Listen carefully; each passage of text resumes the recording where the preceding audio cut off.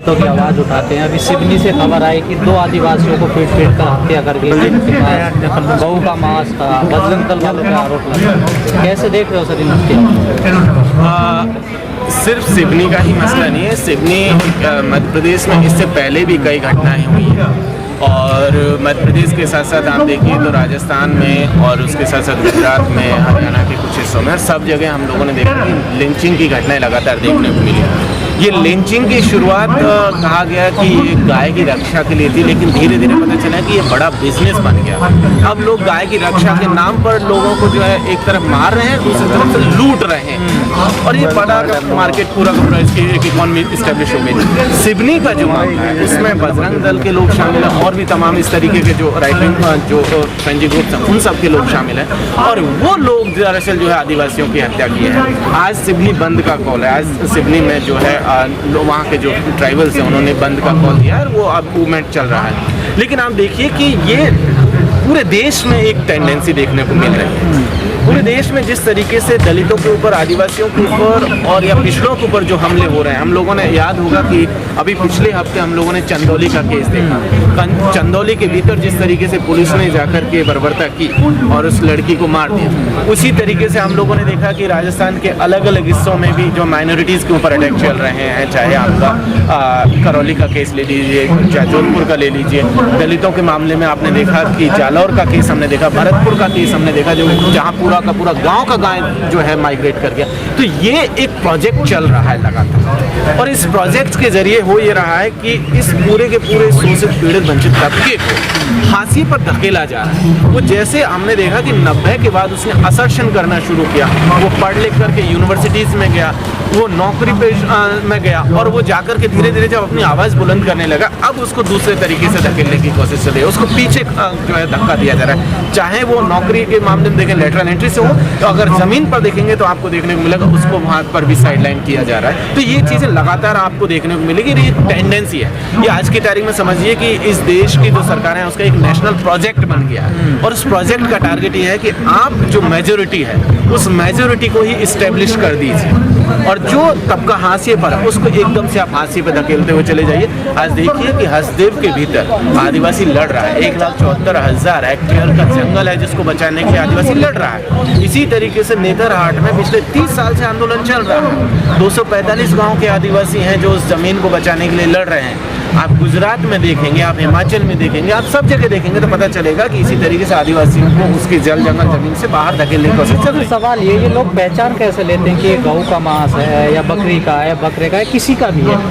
नहीं, पहचान कैसे? दरअसल लैब टेस्ट नहीं होता, कहीं नहीं जाता और उस पर हमला कर देते हैं। नहीं, आज की तारीख में पूरा का पूरा जो सिस्टम है वो सिस्टम ऐसा हो गया है कि पुलिस प्रशासन हो या जुडिशरी हो, सारी की सारी ताकतें इन फ्रेंची एलिमेंट्स के हाथ में दे दी, क्योंकि इनको सरकार की तरफ से एक प्रोटेक्शन मिली हुई है। जिस तरीके से हमने देखा कि चाहे शाहीन बाग में गोली चलाई हो, चाहे कहीं पे गोली चलाने वालों को जब माला पहना करके स्वागत किया जा रहा है, अलग अलग हिस्सों में भी इस तरीके के केसेस हमने देखे कि आरोपियों का स्वागत जो है माला पहना करके किया गया।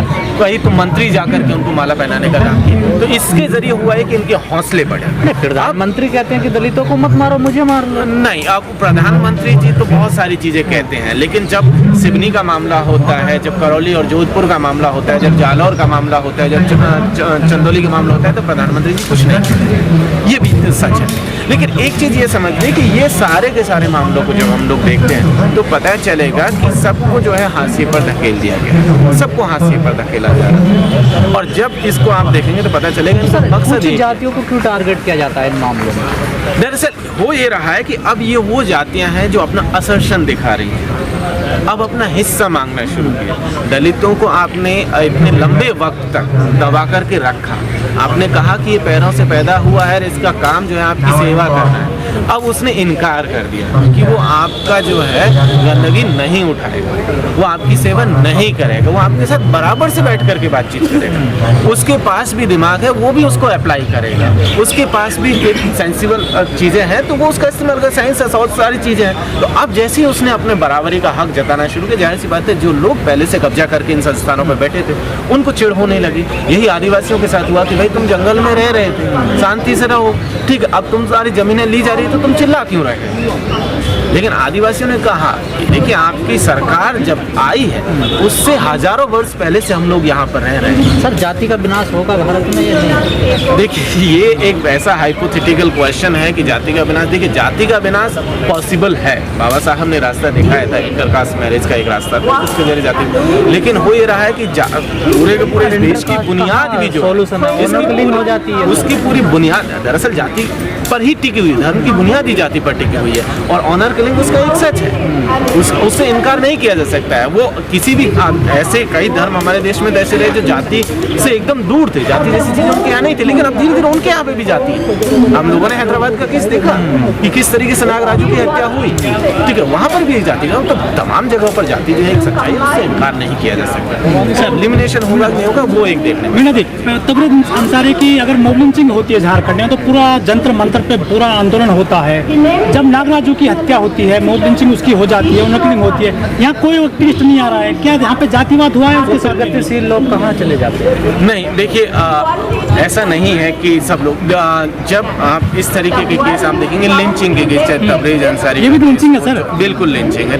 तबरेज़ अंसारी का केस हो, नागराजू का केस हो, या सिवनी वाले सिवनी का केस हो, ये तमाम केसेस में आप देखेंगे तो जिस तरीके का स्टेट का रिप्रेशन है, जितना है जिस तरीके का स्टेट का रिप्रेशन है, उस स्टेट के रिप्रेशन में हो ये रहा है कि धीरे धीरे जितने भी बोलने वाले लोग हैं उनको अब धीरे धीरे कट किया जा रहा है, उनको लिमिट करने की कोशिश कर रहे हैं। जय भीम जय मीम का नारा देते हैं ओवैसी जी, यहाँ क्यों नहीं आ रहे हैं वो?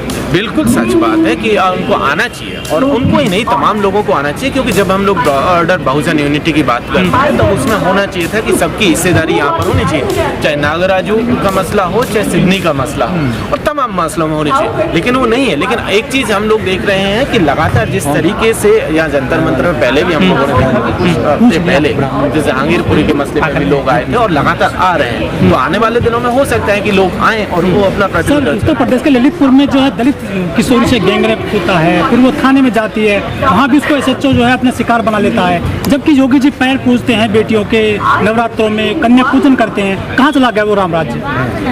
देखिए अब अगर हम लोग ललितपुर का केस देख लीजिए, चाहे कहीं और का देख लीजिए, यूपी में आप देखेंगे तो पता चलेगा कि जिस तरीके से कानून व्यवस्था मामला है, तो कानून तो आज की तारीख में बुलडोजर के जरिए चल रहा है, कानून बुलडोजर के ऊपर रखा हुआ है, और वही बुलडोजर जिस तरफ लेकर के जा रहा है वही चल रहा है, और वो बुलडोजर की ड्राइवरी अब जो है कानून की पालन की जिनकी जिम्मेदारी थी, कानून को मनवाना जिनकी जिम्मेदारी थी, वही लोग अब बुलडोजर लेकर निकल पड़े हैं, क्योंकि उनको सत्ता का जो है वो मिल गया, रास्ता मिल गया, सत्ता उनके साथ में खड़ी हुई। तो ऐसी सिचुएशन को जब आप समझेंगे तो पता चलेगा कि दरअसल हो ये रहा है कि उनको सरकारी संरक्षण प्राप्त है।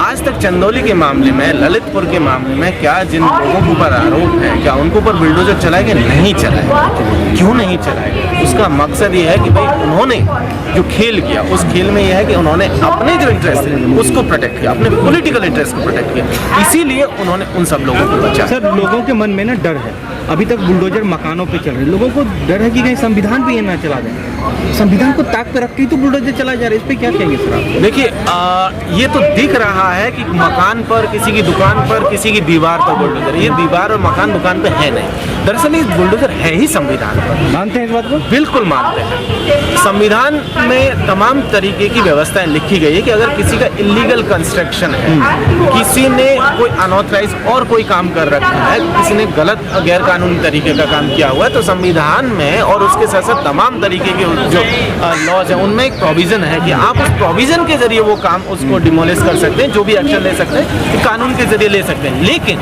वो ये रहा है कि जैसे ही बुलडोजर को आगे किया गया, ये संविधान को बाईपास करने की कोशिश है, संविधान को ही साइड में करके ही ये सारा काम हो रहा है। और इसीलिए आप ये समझिए कि आरक्षण डायरेक्टली उन्होंने खत्म नहीं किया, लेकिन प्राइवेटाइजेशन करके आरक्षण खत्म कर दिया। वही उसी तरीके से संविधान को भी वो रिलेवेंट बनाने की कोशिश कर, इररिलेवेंट बनाने की कोशिश कर रहे हैं। और यही असल चीज है कि ये सारे के सारे हमले सिर्फ ऐसा नहीं है कि माइनॉरिटीज के ऊपर है, ये आने वाले दिनों में आपको देखने को मिलेगा दलितों के ऊपर, आदिवासियों के ऊपर भी बुलडोजर चलेंगे, पिछड़ों के ऊपर भी बुलडोजर चलेंगे, और जो उनके पॉलिटिकल अपोनेंट्स होंगे उसके ऊपर भी सुप्रीम कोर्ट हाई कोर्ट क्या करेंगे सर? फिर देखेंगे तमाशा?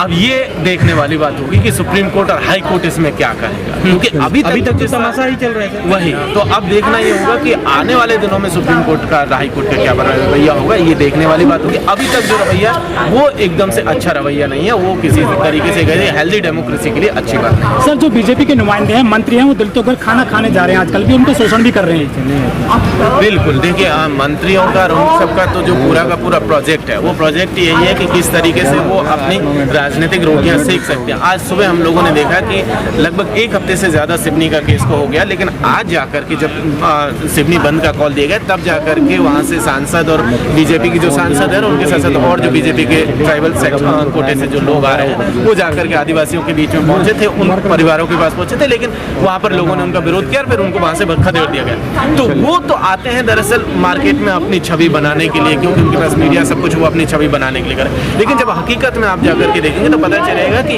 इन लोगों ने सबसे ज्यादा नुकसान उस तबके को किया है। बाबा साहब कहते हैं सुरक्षा कैसे हो गई इस समाज में? कैसे होगी सुरक्षा? संविधान के रास्ते ही। संविधान में सारी चीजें हैं ऑलरेडी, और उसमें लिखा हुआ है कि भाई संविधान ही आपको आगे लेकर के जाएगा, वही आपको सुरक्षा प्रदान अभी है ना? संविधान बिल्कुल है। हमें इस देश के लोगों पर भरोसा है, कब तक मरते हमें रहेंगे? अभी भी न्यायपालिका पर भरोसा है कि वो लोगों को न्याय देगी। ठीक है, ठीक है।